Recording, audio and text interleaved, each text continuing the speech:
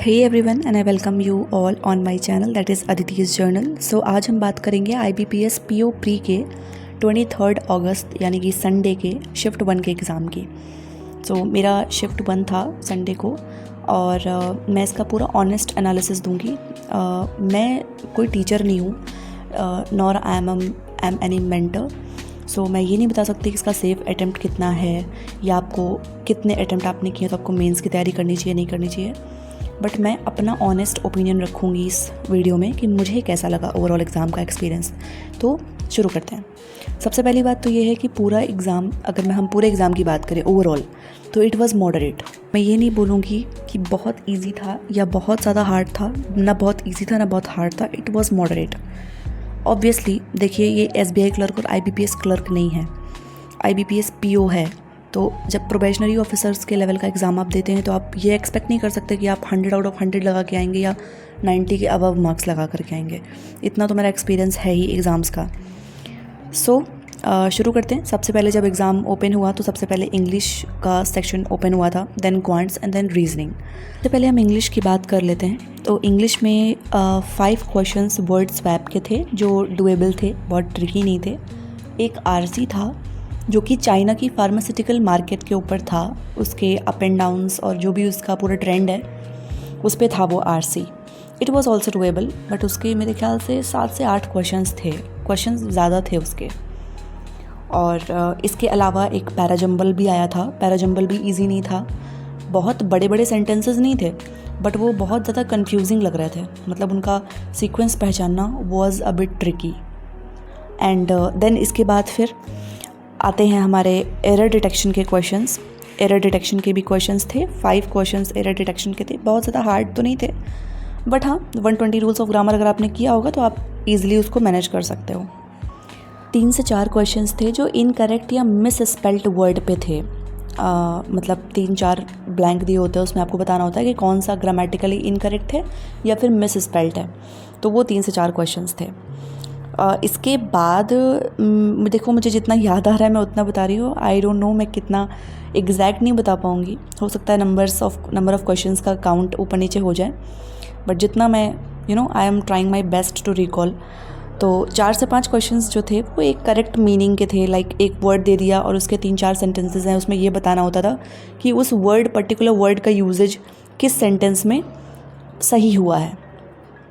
So that was all about English का section. इसमें मेरे अटैम्प्ट्स थे 25 out of 30।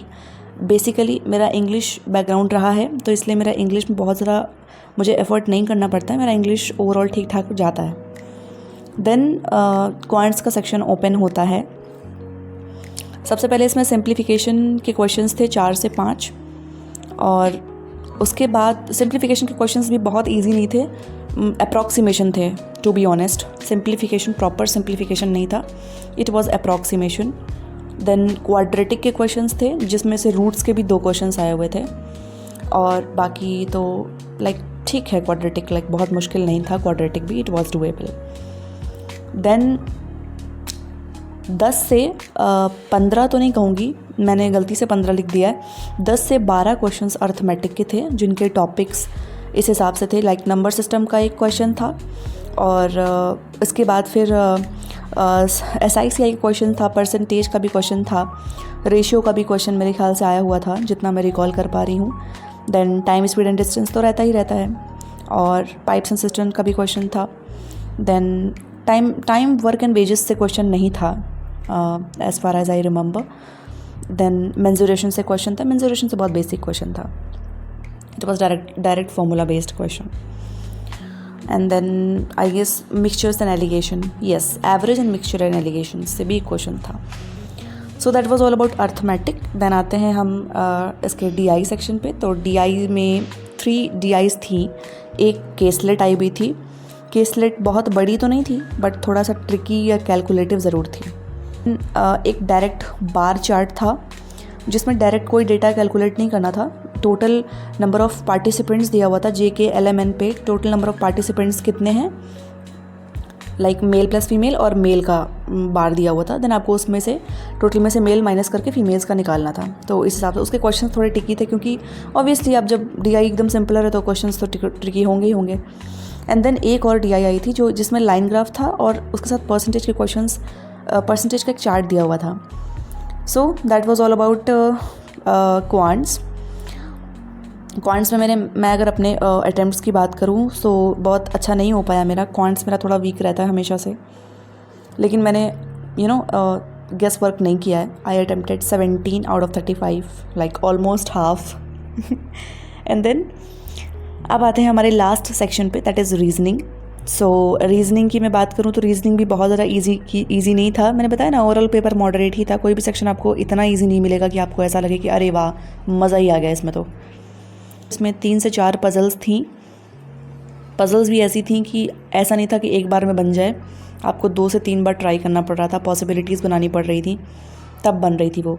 Uncertain number of people वाली जो पज़ल है वो मेरी हमेशा से वीकनेस रही है, बट थैंकफुली मैंने 2 अटैम्प्ट दिए, तीसरे अटैम्प्ट में वो बन गई मुझसे.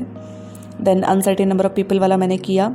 एंड देन एक और पज़ल आया था जिसमें 6 पीपल्स थे, लाइक UVWXYZ, और उनको 6 डिफरेंट थिंग्स पसंद थी. Milk shake, T, coffee, butter milk, ऐसे करके बहुत सारी चॉइसेस दी हुई थी. स्मूदी, इस तरह से उसमें कुछ चॉइसेस दी हुई थी. और उसमें ये था कि कौन किसके पहले गया, कौन किसके बाद गया, किसके बीच में कितने लोग हैं, इस हिसाब से दिया हुआ था पूरा. सो that was the second puzzle. 2 puzzles और थी जिसमें से एक जो है मैंने इसमें मेंशन नहीं करी. मैं ऐसा बताती हूँ, मुझे उस टाइम याद नहीं आ रहा था, अब मुझे याद आया. 2 पज़ल्स और थी जिसमें से एक पज़ल थी जिसमें एज कैलकुलेट करनी थी एज ऑफ 2026 को रेफरेंस लेकर के. उसमें कुछ लिखा था these persons are born in this year, and उसके बाद उसकी उनकी एज कैलकुलेट करनी थी मेरे ख्याल से. मैं पूरा उसको पढ़ भी नहीं पाई क्योंकि मैंने उसको अटैम्प्ट नहीं किया. एक और पज़ल थी, उसमें भी बर्थ मंथ वाली पज़ल थी, बट वो थोड़ा सा डिफरेंट थी. इस हिसाब से थी कि लाइक कुछ मंथ्स गिवन थे और आपको बताना था कौन किस मंथ में बॉर्न हुआ है. तो दैट वाज आल्सो डूएबल. वो पज़ल मेरी हो गई थी, 6 पीपल वाली हो गई थी. इसके अलावा मेरी अनसर्टेन पीपल वाली हो गई थी. ये 3 पज़ल्स मुझसे हो गई थी. देन आते हैं मिसलेनियस पे. तो मिसलेनियस पे 5 क्वेश्चंस इन इक्वालिटी के थे, विच वर क्वाइट डूएबल, डायरेक्ट थे, बहुत ईजी क्वेश्चंस थे.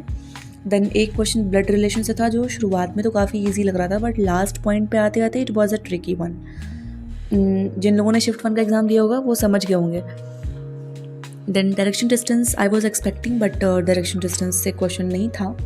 इसके अलावा 3-4 क्वेश्चंस सिलॉग्स के थे जो कि बहुत ज़रा कंफ्यूजिंग नहीं लगे. It was also direct questions जिसमें ओनली अ फ्यू वाला केस था 2 क्वेश्चंस में. इसके अलावा फिर अल्फ़ाबेट से 2 क्वेश्चंस थे.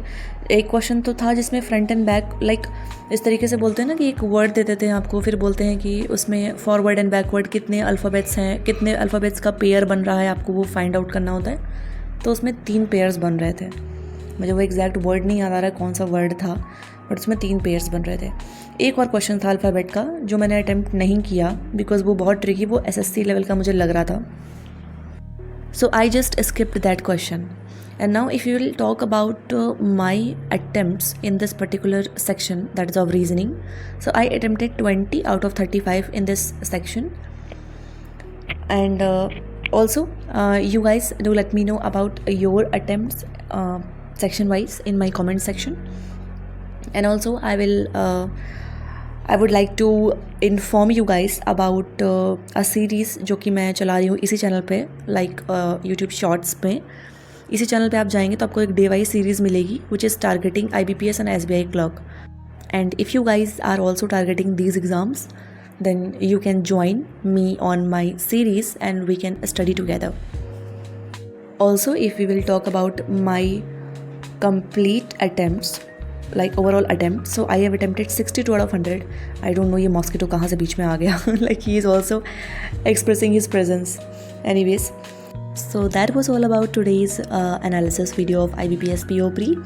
Do let me know about your suggestions in my comment section. Till then, take care. See you soon. Bye bye.